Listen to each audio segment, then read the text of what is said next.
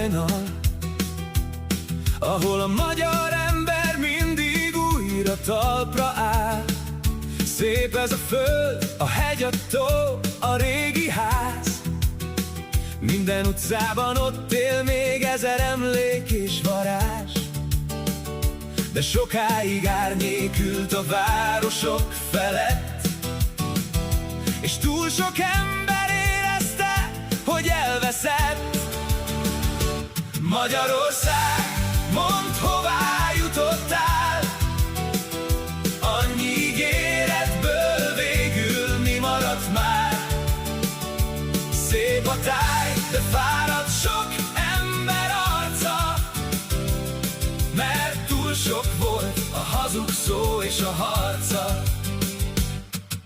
A kórház falán megkopott a festék régen, túl sok könyv hullott csendben az ében.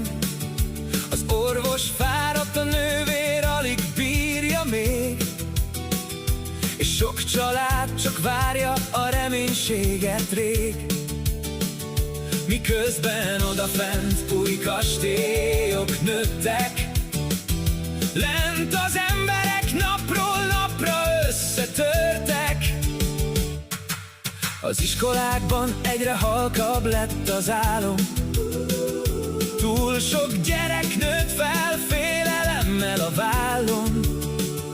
A tanár elfáradt, mégis tovább tanított, pedig sokszor a jövő helyett csak csend jutott. Mert a tudás helyett sok lett a propaganda, és a valóság lassan háttérbe maradt ma. Magyarország, mondd, hová jutottál? Annyi ígéretből végül mi maradt már? Szép a táj, de fáradt sok ember arca, mert túl sok volt a hazug szó és a harca. Hamis ígéretek szóltak minden évben, majd jobb lesz holnap, mondták újra szépen.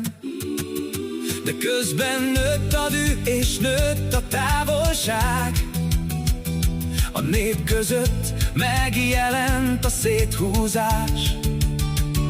Egymás ellen fordult sok régi barát, mert túl sok lett a tömegek uszítása már.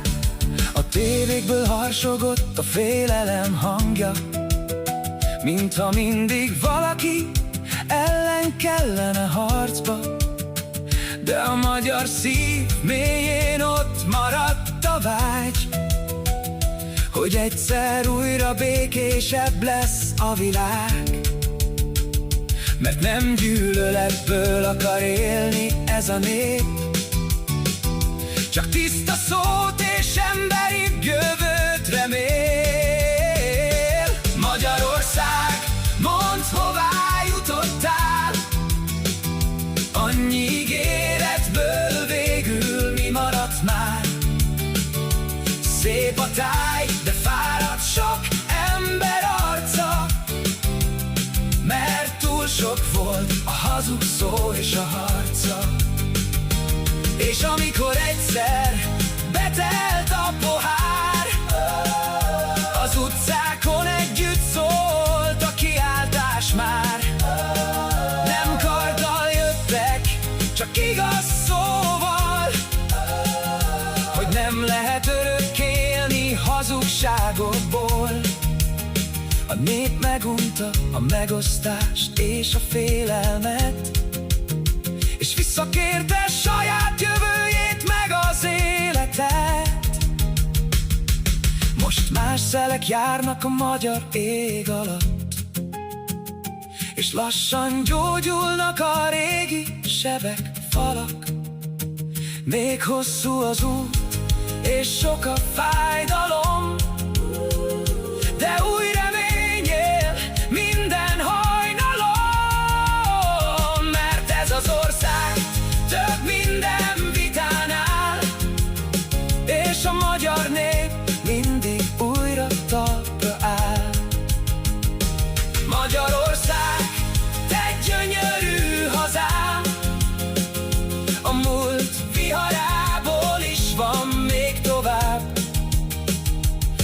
Lehetett sötét, lehetett nehéz, de a remény újra fellobban és ég.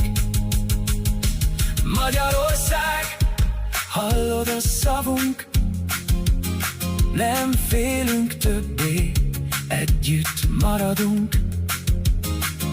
Szabad szívvel nézünk a holnap elé, mert ez az ország a népé örökké.